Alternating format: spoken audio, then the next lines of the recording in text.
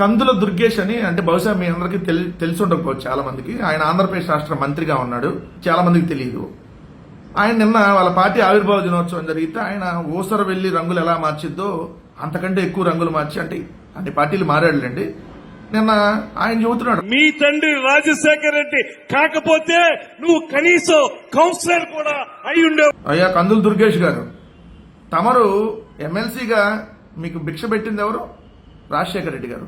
2007 నుంచి 19 మధ్య మీరు కాంగ్రెస్ పార్టీ ఎమ్మెల్సీగా రాజశేఖర రెడ్డి గారి భిక్ష వల్ల, ఆయన దయ వల్ల అయ్యారు. వైఎస్ రాజశేఖర రెడ్డి గారి ఆశీస్సులతోటి శాసనమండలి సభ్యులుగా 6 సంవత్సరాలు పనిచేసిన సందర్భంలో రాజశేఖర రెడ్డి గారు చేపట్టినటువంటి ప్రజా సంక్షేమ కార్యక్రమాలని ప్రజాబాహుళ్యంలోకి తీసుకువెళ్ళడానికి నిరంతరం కృషి చేసినటువంటి నేపథ్యంతో తిరిగి అదే పద్ధతిలో జగన్మోహన్ రెడ్డి గారి నేతృత్వంలో పెద్దలందరి సహకారంతో పేద ప్రజల సంక్షేమం కోసం, అభివృద్ధి కోసం వైఎస్ఆర్ కాంగ్రెస్ పార్టీ చేపట్టే ప్రతి కార్యక్రమాన్ని కూడా క్షేత్రస్థాయికి తీసుకువెళ్లి బలోపేతం చేయడానికి కృషి చేస్తానని సందర్భంగా తెలియజేస్తూ, దాని తర్వాత మళ్ళీ జగన్మోహన్ రెడ్డి గారి దగ్గరకు వచ్చి జగన్మోహన్ రెడ్డి గారి పార్టీలో చేరి ఆ రోజు మళ్ళీ మీరు చంద్రబాబు నాయుడు గారిని తిట్టిన మాటలు, పోలవరం ప్రాజెక్టుని నీరు వేర్చడానికి చంద్రబాబు నాయుడు గారు మరొకసారి తనదైన శైలిలో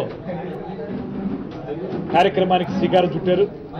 మళ్ళీ నిన్న మీరు చంద్రబాబు నాయుడు గారిని విధులని మళ్ళీ పొగట్టం.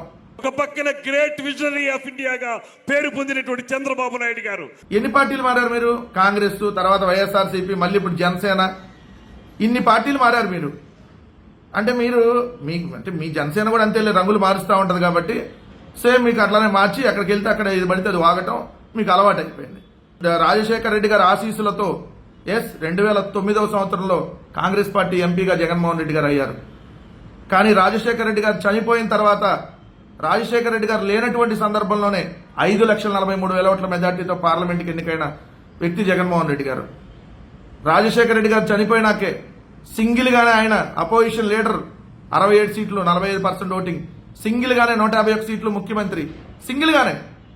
మీలాగా మీరు ఈరోజు ఎమ్మెల్యే అయ్యారంటే అది ఈవీఎంలదయో, లేదంటే మీరు 3 పార్టీలు 3 జెండాలు కలిసి దుష్ప్రచారం వల్ల మీరు ఈరోజు ఎమ్మెల్యే అయ్యారు, మంత్రి పదవి వచ్చింది మీకు.